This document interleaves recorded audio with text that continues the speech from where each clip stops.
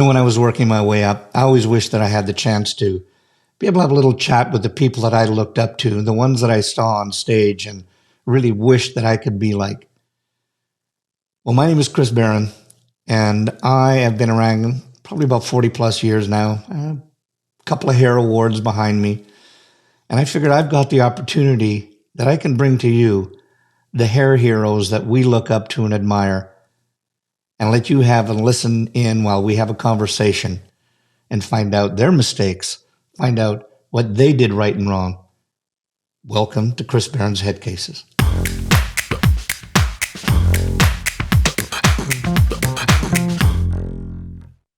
I couldn't be more excited about this week's episode, and here's why. I have on here a gentleman that I would describe as one of the most creative individuals when it comes to the art of the avant-garde. And here's the other part, is that I found he's also been the backbone of several manufacturers. He is one of the most brilliant artists that I know. And, from a side note, one of the most humble individuals I've ever met. So this week's about my friend, Michael Polsinelli. So let's get into this week's Headcase. So Michael, as a lover of the avant-garde, and I know what some of your specialty is, I must admit that I'm honored and a little bit starstruck by just having you on here. So welcome, and it's great to have you on Headcases, and we always say Headcases because I think if you do what we do, always a little bit of a head case. Yeah, absolutely. But I also I understand we're fellow knuckleheads, right? Yes, fellow Canucks. Yes, we are. Yeah. From Toronto. Yeah. So, East Coast, and I was born there, and my background is Italian, as you can tell from my last name. And then, I was just born in, I was born into the industry because my mom and dad were both hairdressers. So they had a salon, and, and the rest is kind of history, I guess, worked there on all my days off and summer holidays, all that kind of stuff. So mom and dad. So other stuff? Did you always want to be? Was it like, I wasn't necessarily want to be a hairdresser. I just sort of fell into it. What was your path? I mean, I was a huge hockey fan and a soccer fan, so I was really big into that, and exhausted all my avenues there, and then eventually, I went to Europe to go and play back when I was 18 years old, and I came home. Yeah. I came home, and I played third division there in Europe. And then when I came home, I was like, I finished the rest of my high school, and I was like, well, I'm going to get my hairdressing license as well, just to have it. And kind of slowly got into it again that way. Yeah, that's wild. So you tell me about, like, I want to know how the Michael from Toronto transitioned, and what was the path? Like, how did you get into, I'm going to use the term education because that's just what it's kind of labeled as, whether we call ourselves educators, artists, sharers, whatever. But how long were you in that game of hairdressing behind the chair before you got the bug to do it? What, did somebody pull you in? Did you want to do it and ask? What was it? Yeah, I mean, I get this question all the time, in the sense where it's like, well, how did you end up being who you are and doing what you're doing? And honestly, this is, there's no formula to it, I mean, I think that I always say that you got to be ready when you're presented an opportunity. Yeah. And you've got to be willing to jump into the fire and get burned, and just kind of like, work your way through it. But at the same time, I really tell everybody, it's like, you gotta have a little bit of luck too. I mean, I don't care who you are. I don't care how good you are. I don't care how famous you are. You don't get somewhere without kind of like being at the right place at the right time, somebody seeing something in you. And, there's a little bit of luck there as well. So it's kind of like, it's all those things kind of put into one. But I there's a couple of people that I have to kind of thank, and I always do. One is my ex-partner that we kind of had a salon together. That's Maria Mosher. And then another one was the owner of Metro Beauty Supply, and that's Frank Moralia. Oh, wow. So, these two people in my life were catalysts in kind of pushing me into it, So Frank kind of said, "Hey, you know what? I think you do. Yeah, I think you'd be great going to try out for Sebastian." And I did, and that's where it kind of all started, to be honest with you. But it was really Yeah. somebody else seeing the potential in me and giving me an opportunity, honestly. And then I just took it and ran. Yeah. So, It's interesting. I don't think, I'll bet most people in the industry don't really realize their own potential. And I think it takes somebody else to yeah, recognize it and to push you, give that little shove. You yeah, know, sometimes you walk up to the edge, but they need to push you over. yeah, absolutely. Like I said, you can't be afraid of being uncomfortable. Yeah. I was always an uncomfortable person in my 20s. I was never comfortable in my own skin, and that was with everything that I was doing. I The one thing I will say is that I always felt it inside. I always felt something inside me, and I always felt like I'm supposed to be doing something. Mm. I just didn't know. What was that? When you say that, like, did you mean artistically or Yes, there was yeah, something out there? Did you yeah. do I was other supposed to stuff be that was? doing something more. Yeah. I don't want to say better or greater. I just felt like I was supposed to be doing something more with myself.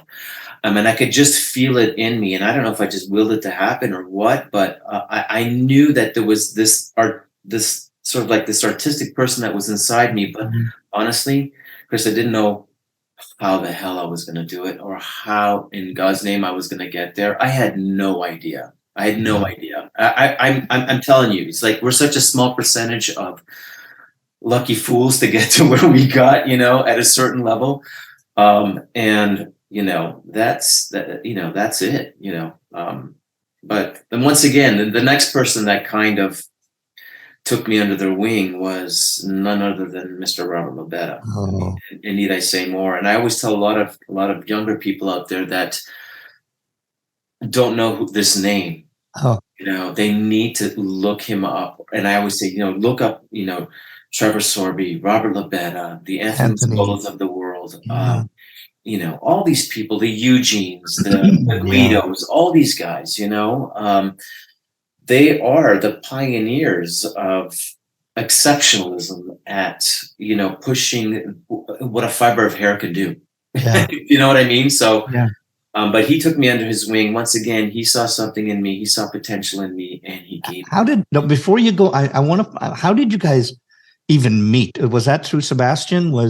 Because that was that Jared Kazenza deal? Yeah, that was just at the end of those days of Jerry, and before we had been taken over, bought out by somebody else. But it was right there at that tail end of John and Jerry, and I was basically transferred to LA from Toronto because I wanted to take this opportunity Right.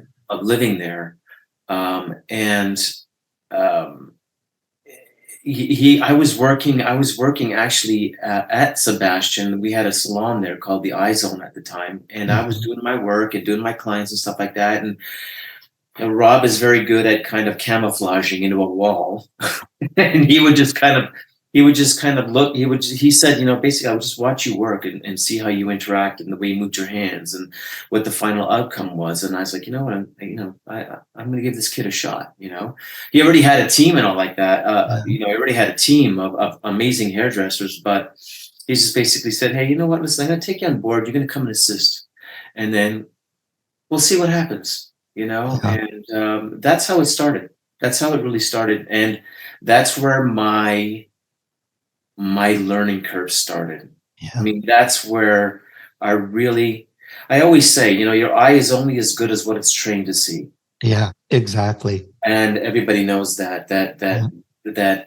evolves as an artist or as a hairdresser. And basically, man, he just ripped my eyeballs out of my head and stuck Oh, it back in again. So, he I learned a lot. I learned a lot from him. I learned how to kind of see things that I've never seen before, or even yeah. that my hands were even capable of doing. So um It's, I remember working a show one time, and I was working backstage with Trevor Sorbie, and it was just by chance. It's not like he went, "Hey, Chris, why don't you come and work with me?" That was nothing that prestigious. It was just that, he said he needed some people, and I put my name in there and happened to do it. But I'll tell you, I'm going to say, well, if I would have had anything in my bowels, it would have been keeping me from falling forward.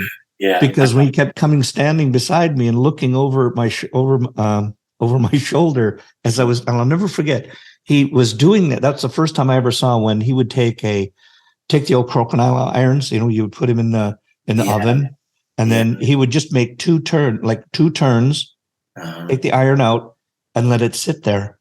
And then he would take just one more strand of hair, and then he would put that through that like a little eye hook. And I just went, where do you come up with this? And then he said, okay, good, here. Just said, you do it. And he gave it to me and walked away. Yeah. And then he came back to watch me. And I just had to say to him, look at Trevor, would you either, if I'm doing something wrong, please tell me, because I feel like I've got eyes burning in the back of my head. And not that he was, because he was so gracious. But the point is when you have your hair god, small g, staring over your shoulder, and you're, insecure in what you do, I could only imagine at the beginning what it must have been like with Robert. Or let me ask you this: did you know actually who Robert was before you got involved? Oh, yeah, definitely. Because he was basically he basically float around Sebastian. He didn't even walk; he just kind of floated down the hallway. But everybody in the world knew who Robert was. Of course. And I was just lucky to come in the heyday. Yeah. Again, lucky to be at the right place at the right time, and Chris, I'm a very level-headed person. I don't get starstruck, and I don't. I take things, at face value. So, I just kind of did what I was supposed to do. I made myself invisible. I didn't get in the way when I was assisting at that point in time.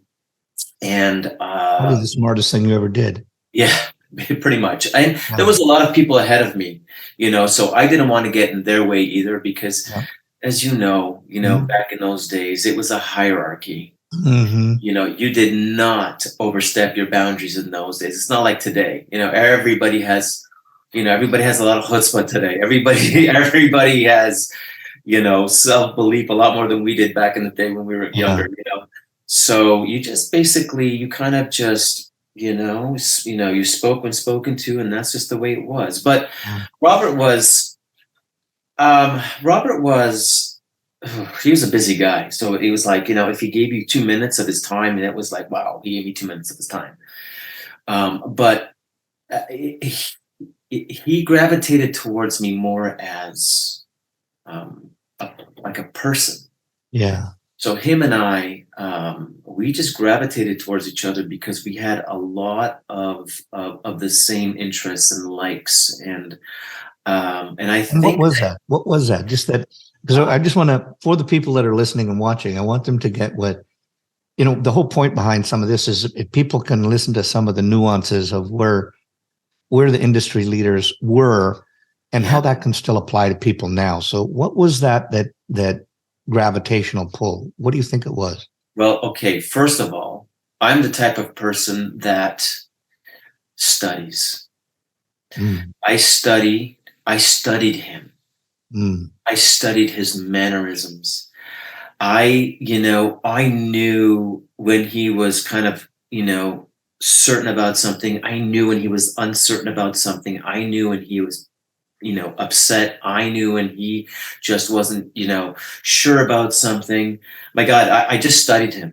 Because it was easier to understand an icon and know when to say something, when not to say something. And it's kind of like, just, do the right thing at the right time, and he understood that subliminally and subconsciously. He understood that I took the time to understand him.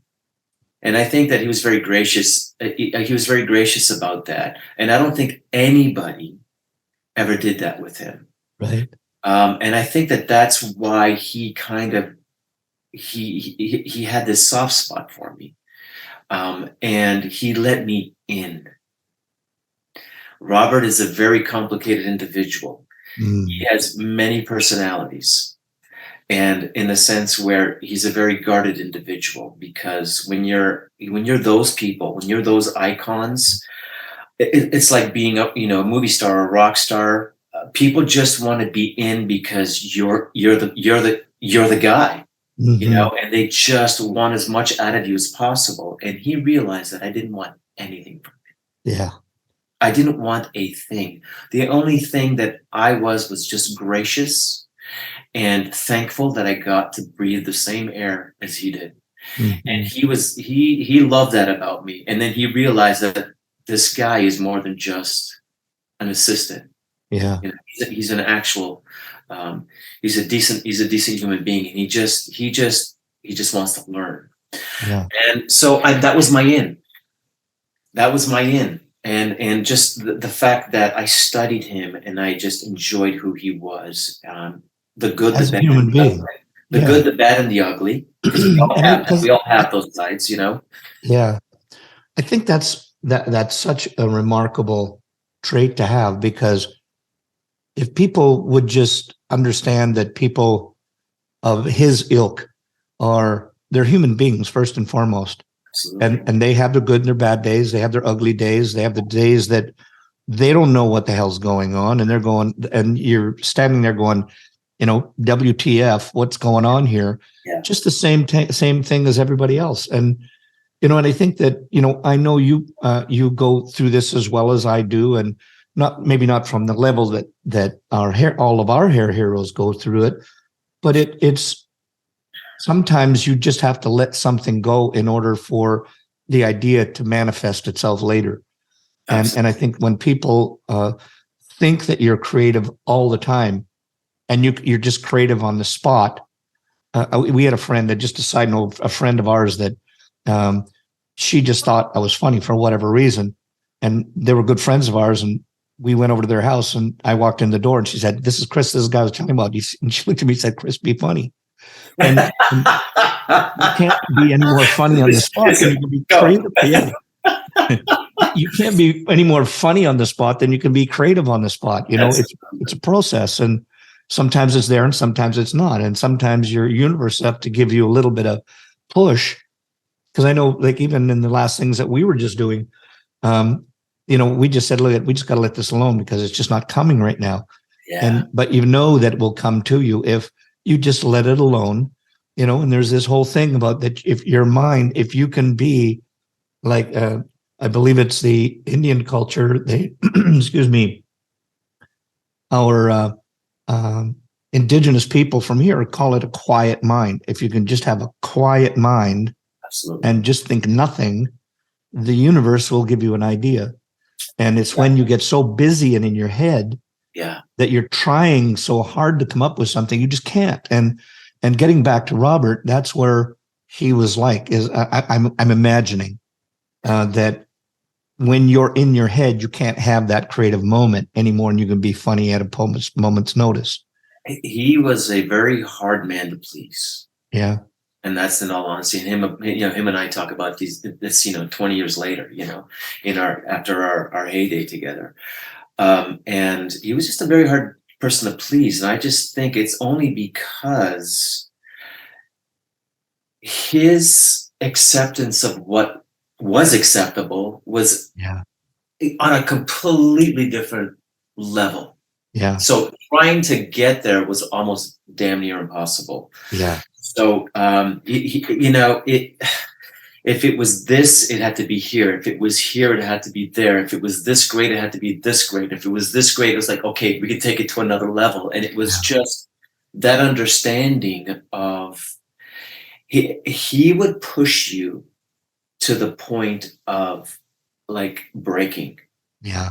Because his level of excellence was just on another plateau. And it was tiresome. Yeah. But he also gave me the ability, and he allowed me to find myself.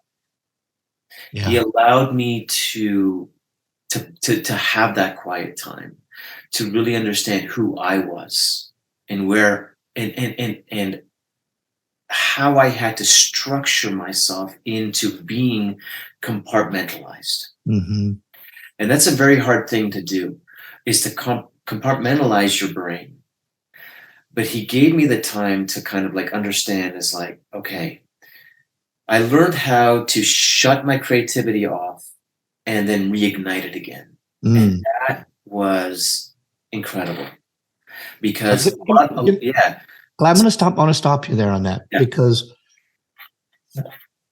for people that are listening and watching right now, is there? I mean, I'm sure it's nothing that you can say in 2 words. That here's how I disconnect from that and move into that. But is there a something that you do that you know now that you didn't know before, that if anybody else, the layperson listening, would go, "Oh my God, that's an incredible way that I could move forward in my creativity," or shutting it down so I could think.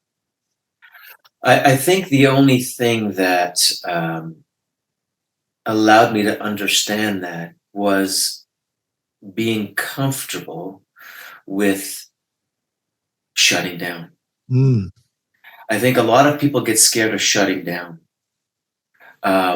You think of like a rock band or they'll crank it out for 7 years, and man, it's like hit after hit, album after album, Mhm. and then Zero Dark 30. Mhm. Whereas, Robert always kind of like always said to me, it's like we have a period that we are exceptional, and then we just fizzle out. Mm. And that scared the bejesus out of me.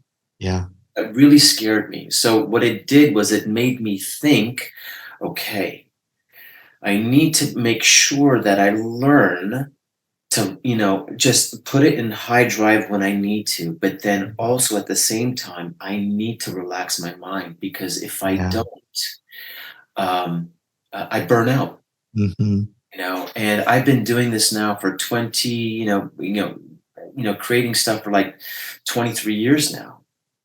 And am I doing as much as I used to? No, because I have a family, I have Yeah. children, I have small little girls, and my time now has become even more compartmentalized, because now I have to make time for being a dad and being a Mhm. husband and salon work, all these things, going out and educating and teaching out on Yeah. the road. So it's become more difficult, I'm not going to lie. But learning how to control my thoughts and control my anxiety, if you will, Yeah. because I used to get anxious about, oh my God, what's the next thing I'm going to create? Mm. And what happens is you put yourself under so much duress, so much pressure, that's when nothing comes. Yeah. Especially when you have a hit, like when you hit something and everybody Yeah, goes cuckoo for Cocoa Puffs over it, yes, and absolutely. then how you're thinking to yourself, how the hell am I going to come up with something better than that? That's the thing. And that's the thing I kind of pride myself on, because I will do one medium and then all of a sudden I will do something completely different. Yeah. And then I'm working with that medium for a little bit and I exhaust it to a certain point, and then I'm like, I'm going to jump right back over here now and do Yeah. something Yeah. completely different. So I kind of pride myself on the fact that I just like to move around, and I think that, quieting the mind allows me to do that, and being able to like learn how to kind of not be so scared of not creating the next best thing, Yeah. you know. I find I it don't know if that interesting. makes sense at all, No, but it does. It makes perfect sense. And I think the thing is that I find so many times nowadays when I talk to people, and I don't want to get into that mode where people think that I'm, the new people that are coming along, and then I'd have to start saying whippersnapper and stuff like that to put really an old full of the dad jokes, Chris. my Come on, lawn. I'll join you. But one thing, if I wish for, um, for some of the younger generation now, wherever they're at, I mean, and I think they've got it right on some of the stuff that they do, because they're saying, I want peace of mind, I want quality of life, I want this. Yeah.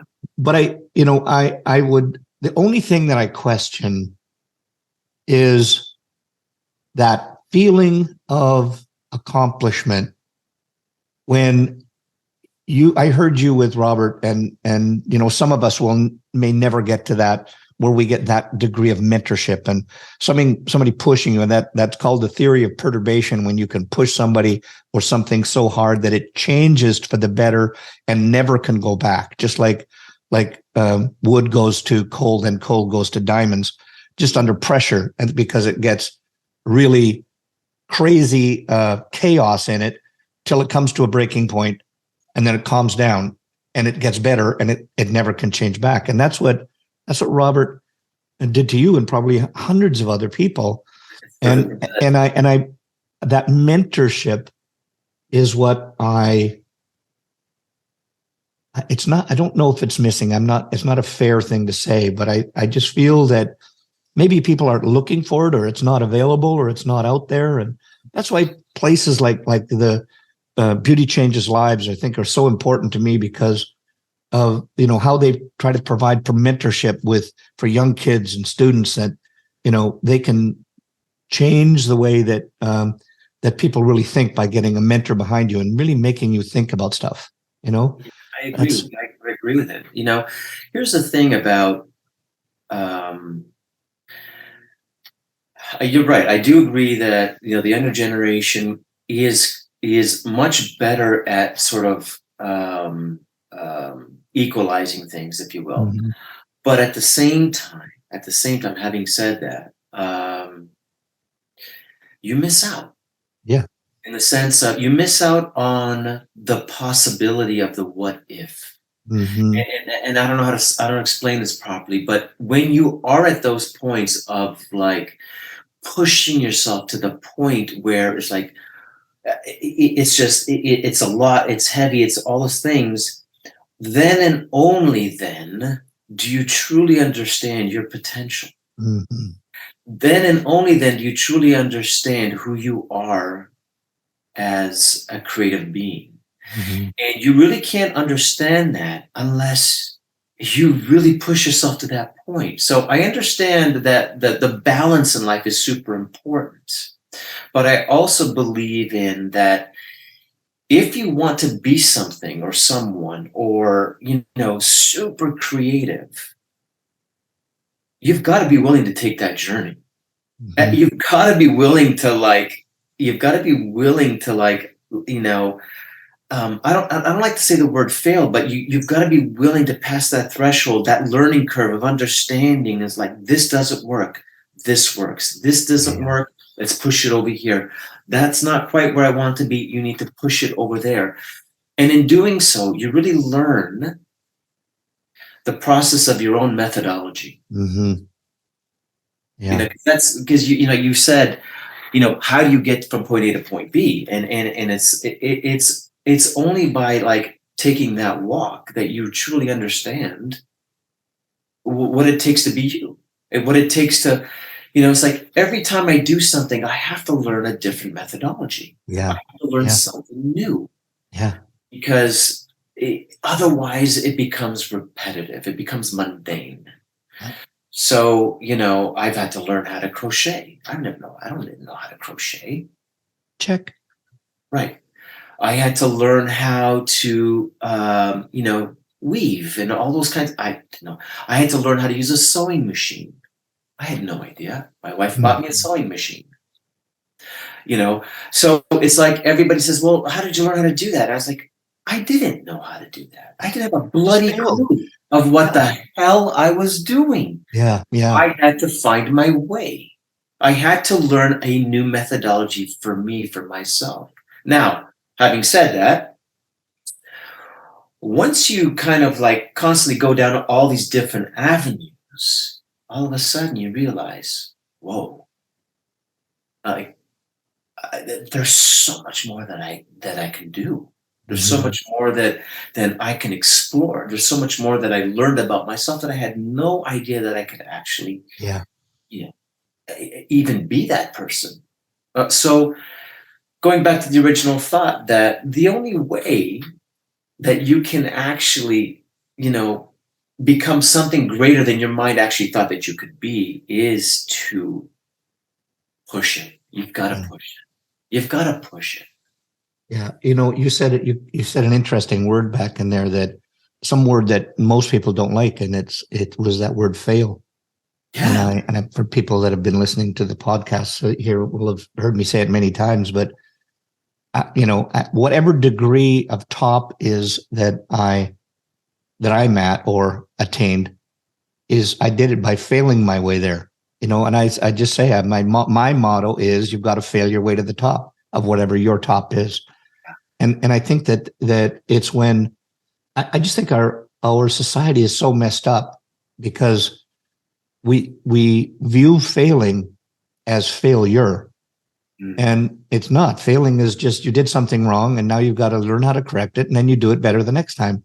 But when we have a society that's based purely on judging you, because when you do something wrong, that you're seen as lower, and if you don't make a mistake, then you make your way up the ladder. That's why we see so many people, when they're so successful, that they love them on the climb up, but they get there and then everybody hates them because they don't seem to be doing anything wrong and they can't identify with them. Right. Whereas, if people would just learn to accept that people have to fail to be successful.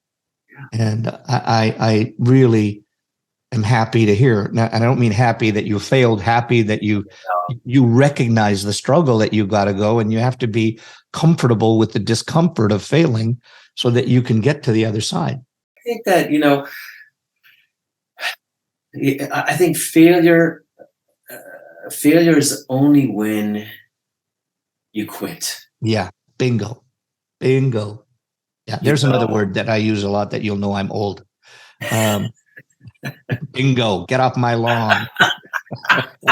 You young whippersnapper. I just think that failure is only when you quit. Yes. It's where it's okay to fail and quit at something, and have the understanding that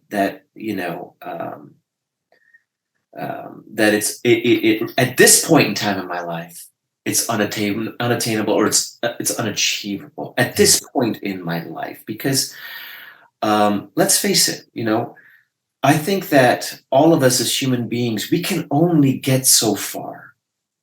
It's just the way we're made. It's just, it's just the way we're developed.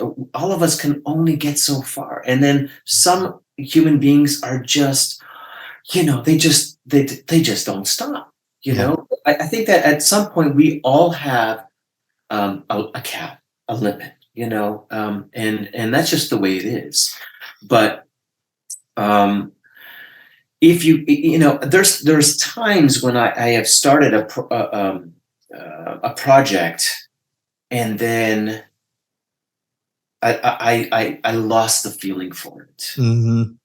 So, instead of kind of like beating my head against the wall, I just kind of know that now is not the time, and I just set it aside, and I leave it. And then I'll come back to it when all of a sudden it just feels right. I might go start something else because my intuition is telling me to do something else. Leave this alone right now and go over here.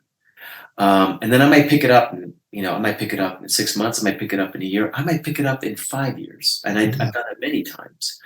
But failure to me is when you're unwilling to find yourself. Right. Because now you're just quitting. It's like you don't want to give it the effort, So there's a difference between, failing and failing. What I mean? Failure and failing. So, I don't know if that makes sense or not. No, but I think everybody gets the context of that one. Yeah. Or maybe you and I, because we failed so much that we get it. My team just like, I'll be working on something for 2 weeks in, and it's like it's halfway done, and it's excruciatingly long, and because there's things that take me a month, and sometimes there's things that take me 3 months to create and make, and I'll be 2 weeks in, and I'm like, nah, throw it in the garbage, and they just go, what? Yeah. Yeah, sometimes, I mean, I think I'm glad you said that, because there's sometimes when, there's things that, I mean, either you don't have the feel for it anymore, or it just is not going to work. I remember, and I tell people a lot that if you want to truly find yourself, the way that you have to learn at first is by copying others, the same way cover bands cover something, and then you can go on. You've got the ideas, the know-how. Now you can go and make shit up, And But that's finding your methodology. That's finding what yes, you think, yeah, your perspective on yeah. I remember, and I can't remember who did it. I can't remember whether it was Eugene. Um, I think it was Eugene Solomon. He made this wig, I'm assuming, and it looked like a halfway between a mop and those dogs that you see that look like a mop. I remember that collection. It But was very colorful. it was, Yes. I mean, it blew my mind. Yes. It was And very cool. and I still don't know how to do it, but I tried to, how somebody can come up with something that is that clever. And I hope to God that at least some of his apprentices know how to do that, because I'm afraid that a lot of the stuff that the industry greats are going to do, and some of the avant-garde, that I get it. Some people are going, well, where the hell are you going to wear that? And that's not the point. It is, you're never going to wear it anywhere. It's just how far can you push your creativity and still keep it tasteful. I mean, that's one of the keys that I've got via osmosis from me watching some of my hair heroes, is that how far you can push something so it doesn't look so far that it's just, I don't want to label it, but so you're keeping it tasteful. And I think that's the true thing that I'm kind of worried about, that some of our industry is going to lose how to do that. Well, I always say, there's fantasy hair. Yeah. And then there's avant-garde hair. Yeah. And unfortunately, I still think that we've got it wrong in the sense we combine the two together. Yeah. It's a completely different category. Yeah. But yeah, you're right. I mean, I think the advantages of like somebody like Guido or Eugene have is the exposure to that level of like fashion designers and how they think, and then also the material that they're exposed to, that they are able to get that we cannot get. Yeah. So so I think that that's a great advantage, because when you're working with material that is that much more beautiful, I think that it sparks the brain to think in a completely different way as well. Yeah. So let me ask you that. When you create some of your stuff, do you ever go outside the realm of hair and to make it look like hair, or? So I mean, yes and no. If anybody kind of sees my kind of work, they'll know there's a simplicity about my work. Mm-hmm. I try to make things look very simplistic, even though it takes me forever to make. But I love to combine other elements with hair. So I love to work with like the combination of wool or leather or wood or resin. I love working with resin and shellacking hair and all that kind of stuff. So I've always been fascinated with the combination of things. And my education is called fusion methodology. So I've always been somebody that has kind of looked outside the industry to inspire me in the industry. Mm-hmm. I want to pause there for a second. What you said was, I think, truly profound. And I don't want to let it go. What you said was, I look for things outside of our industry so it can help me and grow me inside the business. And I know I'm paraphrasing, but I think that's profound, because I think that when people get caught up in their creativity or what they think that they're not, and that's always one thing that bugs the heck out of me, is when people say, yeah, but I'm not creative. Different subject. but I think that sometimes you just have to go to outside areas to get some influence or a thought or a material or something and bring that back. Yeah. I mean, there's been collections where it was, I'm inspired by everything, Chris. I can't say that it's one thing. I really, I really can't. It's just, you know, to me, it's like everything's like a picture, right? Mhm. A picture encapsulates a moment in time. Mhm. And when I'm creating something, to me, it's like a picture. It's capturing what I was feeling as a human being, as an artist at that moment in time. And it could be something dark and it could be something that's light and powerful.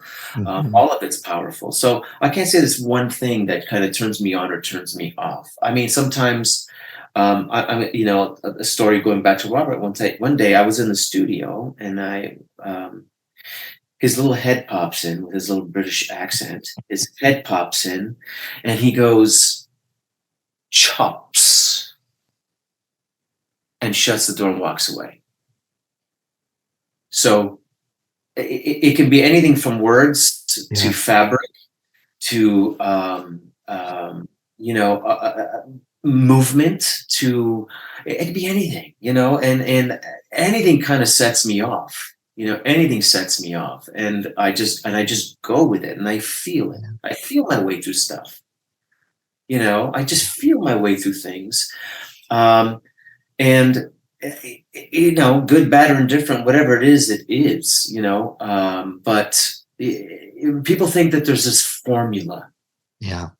and I've had to do things where I've had to systemize something or give it some kind of method so that at least other hairdressers can kind of follow it, or a template, if you will.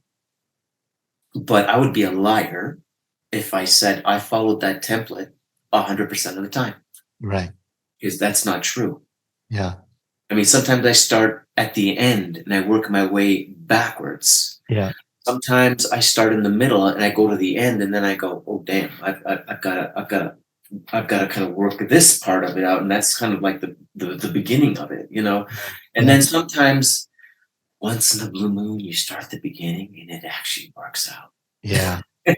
which is seldomly happens. Yeah. Yeah. So Yeah. That's the part I think that if people would can get that, they'll see somebody like you and they just think right away that everything, I mean, um, creativity just shoots out of your backside. And in the morning, you can get up and have a cup of coffee and go to the bathroom, and there is this there it beautiful is. There it is. work of art, and it just comes out of all of orifices that you have, but they just don't realize how long some of this stuff takes, and It is. sometimes it's a complete flop, and other times it's you just absolutely astound yourself. Yeah. And those are rare moments Yeah, very. in a creative person's life, lifespan of doing that kind of stuff. But something that you said, were in the sense where it's in the beginning you have to copy paste, Yeah, and then you find yourself, you find your feet, and then you kind of realize, oh, okay, this is kind of making me think like this. I'm going to use, and then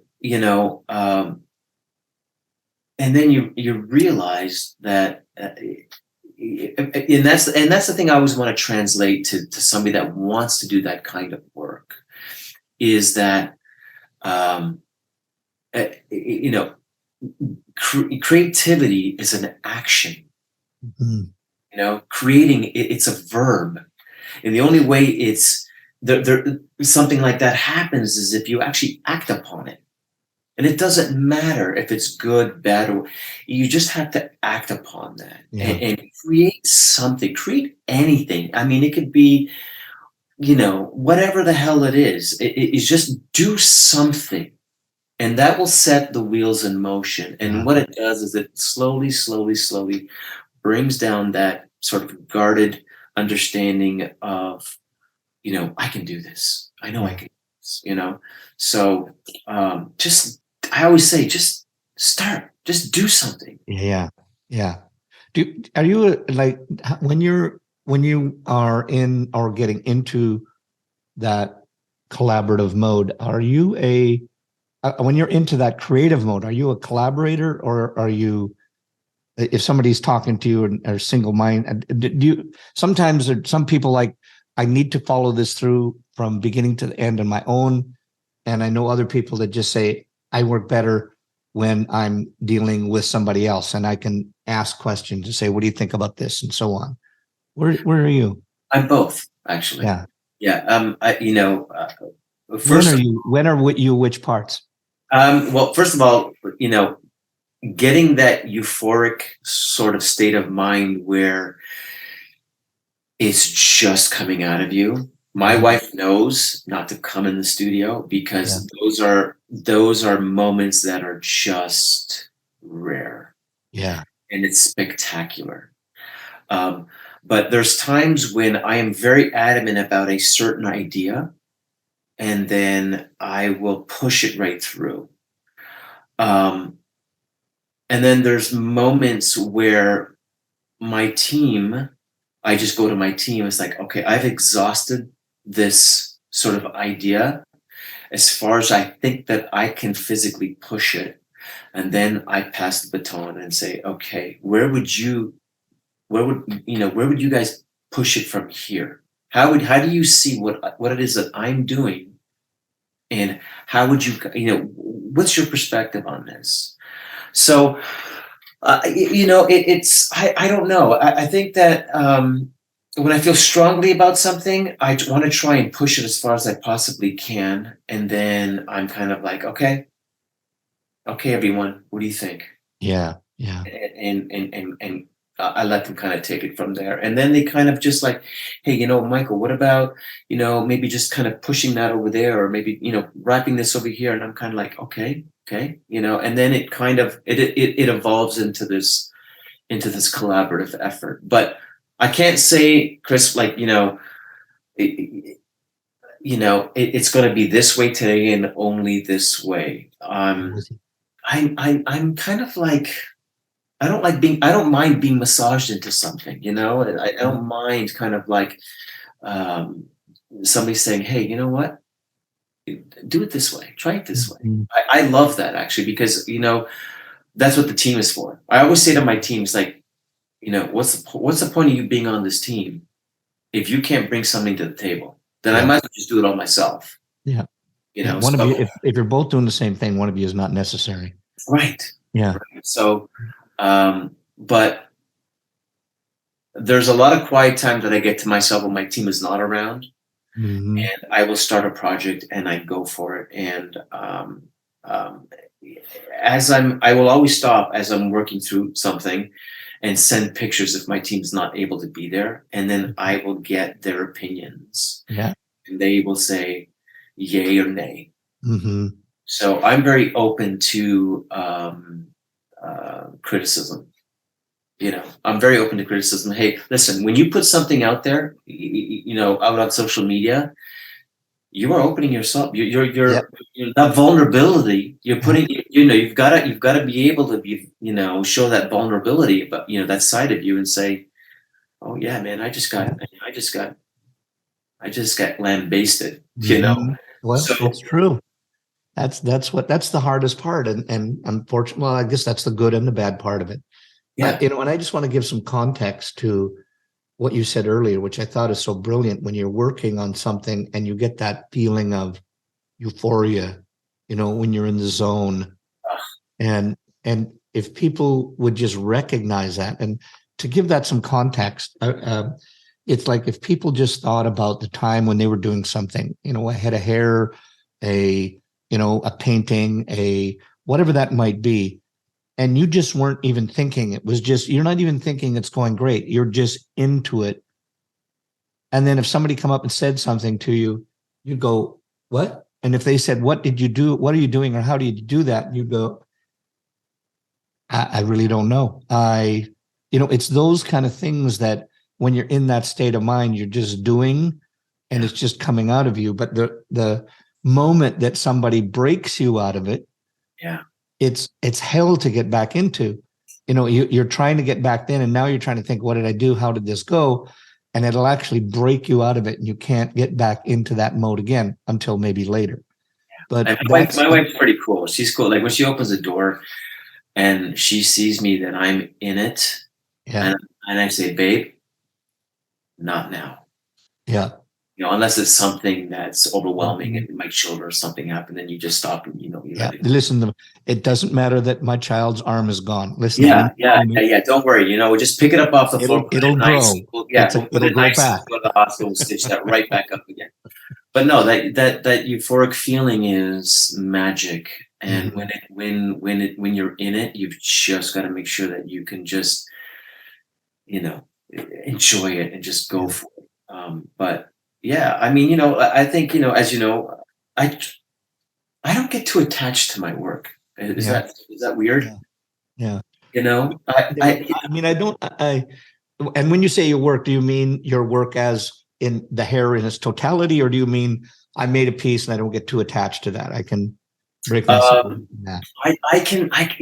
I guess all of it, I guess, I can separate myself, Mhm. I've learned how to, just kind of detach myself from all of it because it can be very overwhelming. Mhm. When I'm creating a collection, whether it's, avant-garde pieces, usually I'll do 3 or 5. I always do the odd, it's Yeah. either Yep. 3 or 5. And I think once I've given birth to it, I enjoy it for what it is, Yeah. and then I let it go. Yeah. Yeah. I think you have to. You know what That's, I mean? I just think that if you get attached to something like that, then I just think and I'm not going to say that your brain is only this big. I think you can come up with amazing ideas, but I remember people that particularly in the 80s and 90s when we were cutting hair and there was this shape that was like shit hot at the time. Yeah. And you got somebody and those were both Canadians. So I know we probably can go back to the 80s and we'll probably know people who we are talking about. But they were the ones winning all the awards and they had this look down and it was unbelievable. Nobody could touch them, but they couldn't let it go. That's Right. all. And it's not that that's all they could do, but everything that they tried to do was a spin-off on that. And Exactly. consequently, and they tried to keep it a guarded secret. And then consequently, the universe wouldn't give you another idea. And I really think that if you are truly creative and you just will do something and let it go and get it out of your brain, then the universe will give you another idea. But if it's so compacted with other stuff, it's saying, now you're full. Yeah, and that's so true, and that's funny, because it was kind of like what I said before. I don't want to get stuck doing one thing. Mhm. I think that's my biggest fear. Yeah. Do you know what I mean? I think that's my biggest fear. I think anybody that's been doing in this as long as we have, I think the two fears is like, oh, uh, is the well just going to run dry one day and that's it? Mhm. And the other thing is for me, it's like, oh my God, I don't want to be stuck doing the same thing over and over again. You know what I mean? It's just like those are the two things that kind of freak me out a little bit. Um, but yeah, I think that being afraid to kind of jump out of something that has been so good to you can be the death of you. You know what I Yeah. mean? Like you said, it could just freeze up your brain and that's it, and you just get stuck there, and it's that forever. Yeah. So um, I Now, don't. because you said that you did I was reading a little bit on you beforehand, and I was reading on one of the things and I don't know if it's right now, but at one time you were doing up to 100. Did I get that right? You were doing up to 100 collections a year. No, it wasn't a year. I think my whole career I've done maybe about 100 in a year. There's no way I would have I was dropped. gonna go. That's two a week. How the hell are you doing that? No, no, no, hell no. I think That was it. I wanted to know what your diet was. yeah, right, Yeah. exactly. No, I think probably my whole career, now probably at about 115, 120 things that I've kind of created over the years, like collections. Have you And ever then thought of a each book? collection, it's like, anywhere between like 3 to like 8 things. Yeah. So, Have you um, ever thought of just a book? Putting it yeah, into. Yeah, I have. I want Robert to do one first. But I have my, one of my biggest dreams, aspirations would be to um, do an art gallery of all my work Oh, that I've done, and kind of team up with an amazing designer, yeah. and just put it all together one day. That would be probably my biggest dream Mm. ever. But I got to tell you, there's things that I created back in the day that I don't know about you, Chris, but I kind of go, how the hell did I do that? Oh, yeah. Dude, does that ever happen to you? It's like, Oh, yeah. I look at stuff that I've done maybe 15 years ago, and I'm like, oh my God, I don't even remember how I did that. Like, Yeah. what the hell was I thinking when Yeah. I Well, you did? see, you look back at your work and you go, "How in the hell did I do that?" And I look back at my work, some of my work, and I said, "What the hell did I do?"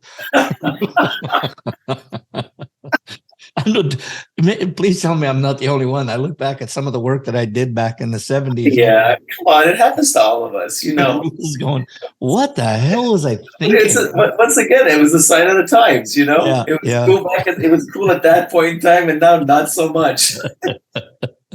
yeah. All I had to do is look at pictures of myself. What was I thinking? Short blonde hair. No. We've all been there, but Yeah. yeah, that would be my biggest dream. But anyways, Yeah. I don't Tell know. me about, because you've done some pretty amazing shows, etc. What were like some of the shows that you did that I always called them I always called them the ones when you say, well, if this is the one I was going to go out on, you know what I mean by going out, this is the one that like you always wish that you see some artists, they sort of fade away into oblivion, and that's kind of my fear. But I figured if that was that show was spectacular, maybe this is the one that if you ever had to hang it up, not that you want to, but you say after that one, that's the one I should have, because that was a spectacular one. I don't know. God, once again, even shows for me are like moments in time. Yeah. Because once again, it was what we were feeling at that point. Like, how many symposiums have you done? Oh, Do you know what I mean? yeah.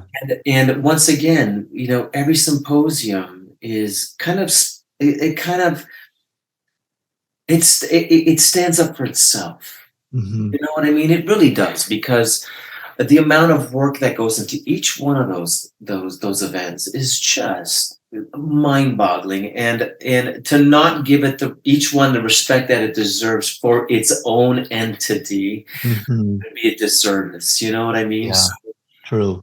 I've gone to Redken and seen the symposiums. They're spectacular. They're ginormous. They're elaborate. They're entertaining. They're inspiring. All these things, and I think that once again, it encapsulates who you were at that moment in time, Yeah. Yeah. and to not really give it the you know The the credit. graciousness Yeah. of what it Yeah. was, is not right. I don't, you know what I mean? So for me, I think I've done a lot of big shows, Yeah. but I have to say one of the biggest ones I ever did was the Seven Deadly Sins with Robert Lobetta. And that was at that time it was called the Kodak Theater, and now it's called the Dolby Theater, I believe it Yeah. is. Yeah. It's where they do the Academy Awards and all that Yeah. kind of stuff. So that place was jammed up to the rafters. I mean, it was so big. I mean, there was so many. It was so huge. It was just like standing. I felt like a little peanut on stage. But I think that was a very difficult show because I had 6 teams of 5 hairdressers, and I created every single look for that show, and it was over 32 looks, and each one of them was an avant-garde piece. Wow. And that was incredible. That was something Robert told me. He's like, you're not going to be able to do this. I mean, this is just so big for one person to come up with all the ideas for Yeah. every single look. And I said, I'm going to do this. Yeah. I'm going to do it. I'm going to do this if it kills me. So that was basically my biggest project, I would say, to be able to come up with that many looks and have that many people be able to create what I give them, and to be able to kind of follow through it. And I did all of them, and then I would let the teams kind of work on them and finish them. Yeah. You know, Which you'd have to do. which you'd have to do, because I But can't. and I want to give, again, I want to give some context to this, to the people listening and watching, is that when it's one thing, I think it's one thing to have 5 or 6 commercial segments because they're commercial, and it's, everything in its commerciality, they, nuances of change can really make commercial looks different. A change in length, the same look with a dramatic color, those things like that. They're not necessarily nuances, but they can make a massive amount of impact on the eye, so that you see differences in the in the look.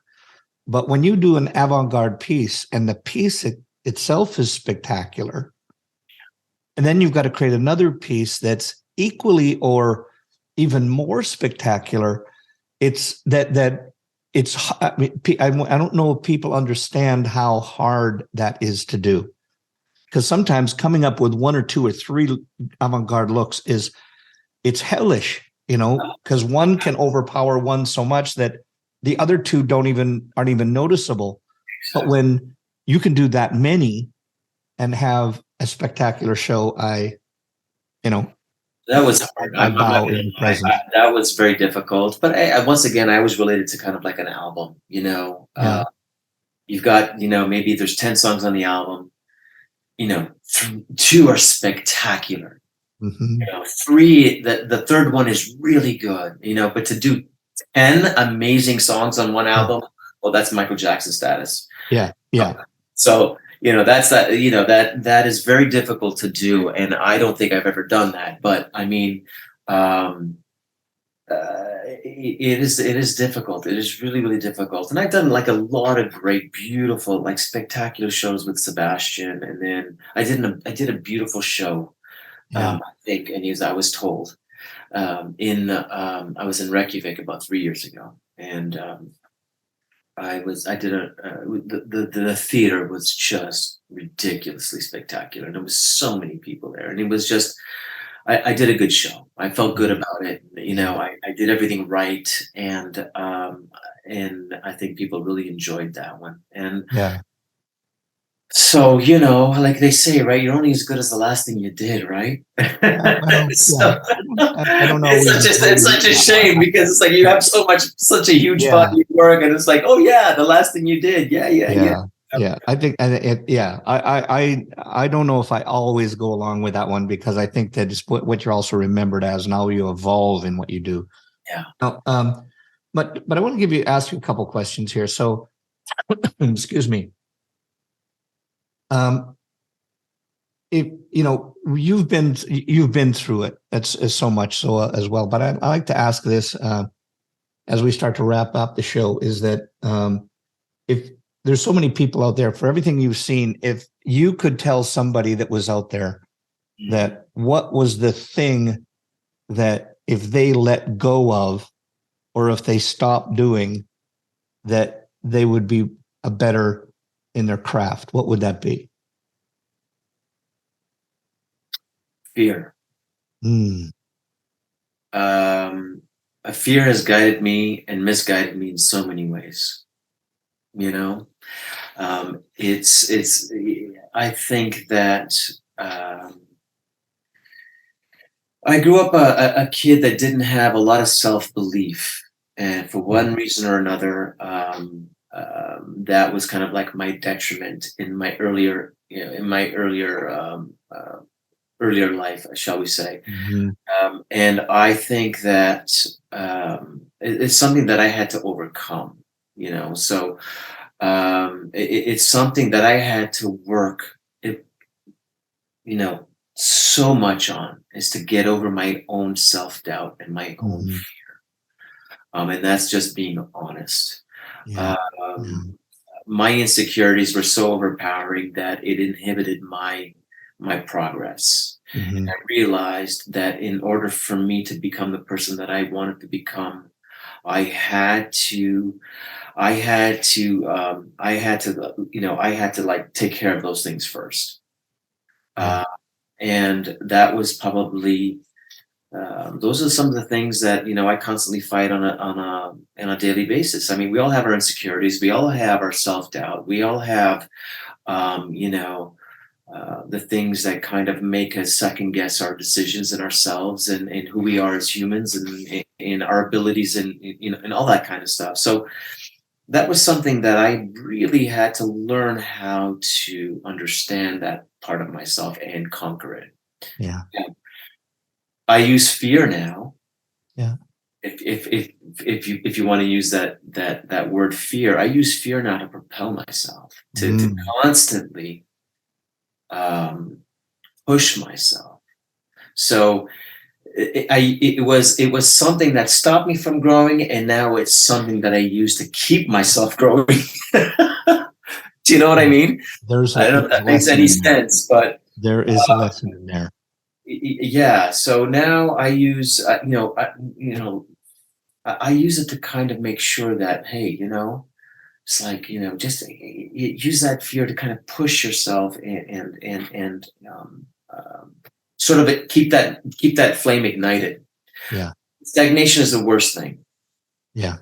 That's, Stagnation is if the anything, that's worst what I thing that need. can happen to us, Yeah. right? And I learned something from Robert, and Robert said to me, he goes, always leave 25% to chance. Mm. And I was like, what? What do you mean by that? And what he meant by that is like, you're never going to completely figure something out. Leave that percentage, leave that little bit to chance, because that's where the epiphany is. That's where the Wow. aha moment lives. And that's the icing on the cake. Wow. And that is with everything that I do. I never completely finish a thought until I get there. And then I let it guide me into where it wants to push me. And when I let that happen organically, my end result is so much better. Yeah. Something that has been completely forced all the way through. Yeah.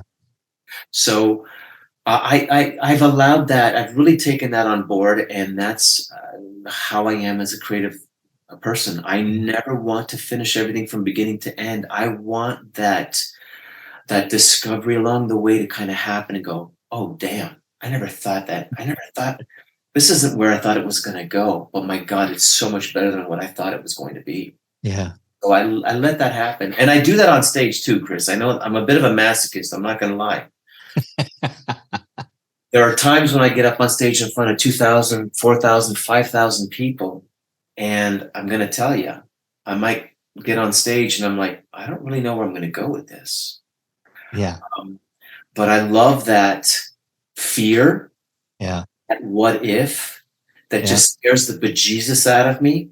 And what it does is it heightens my senses to like a point where I can't do it on my own in a studio by myself. It can only happen in front of Um, the possibility of failing in front of yeah. 5,000 people, that my senses Yeah. just go.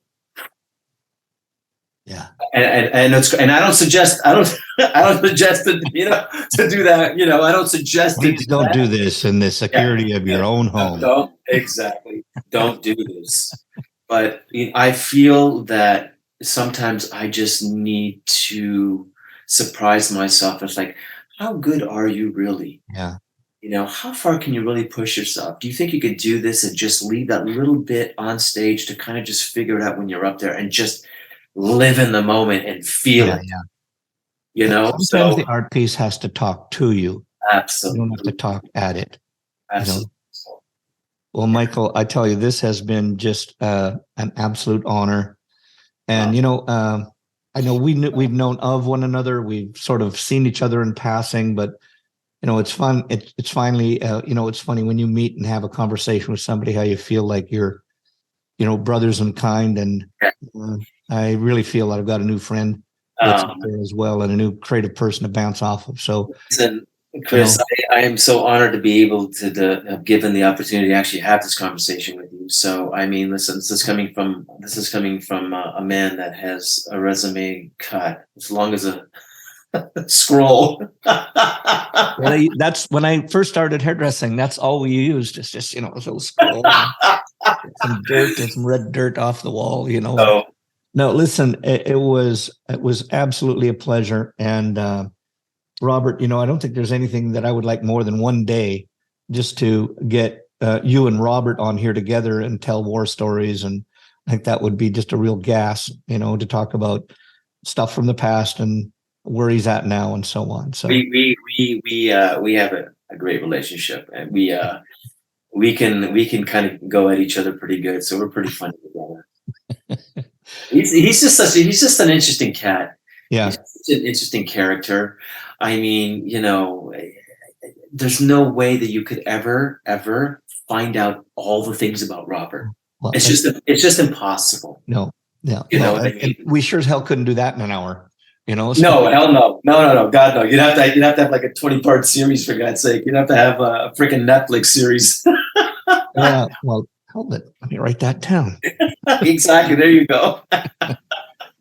Michael, thank you so much. It has been just an absolute pleasure. And to your family, I know that as I'm going to do right after this is done, I'm going to have a little toast to your success. And I want to say this one more time, that for everybody who's listening out there, if you're listening, Lee, can you bring up his how can people get a hold of you? How can they follow your work? It's there right now for the people who are watching. There's a QR code that's up there. If you do go to that, I'll take right to Michael's site, and I want you to look at his work. What is your Instagram title for those listening? It is Michael.Polsinelli. And that's Polsinelli. Yeah, now, very Irish. It's very Irish. Yeah. Totally. So, because you just got to go and check out his work, because it is truly phenomenal. And it's a work in progress, because unfortunately my Instagram was hacked. Oh no! Taken from me. So a lot of my work isn't on there still. I'm just kind of putting it back on there slowly, a little bit at a time, and I'm just kind of rebuilding. All the more reason that they should go on there and watch it as it progresses. So, Michael, thank you so much. Thank you, my friend. I can't thank you. Thank you for everything that you do. Thank you for your creativity. Thank you for just the inspiration that you create with our community. Thank you for the creative thoughts that you give to people, and thank you for being on with us here. I just can't thank you enough. Yes, thank you for everything that you do, all the connections and all the inspiration that you do, and bringing the community together like you always do, and you always do with such class.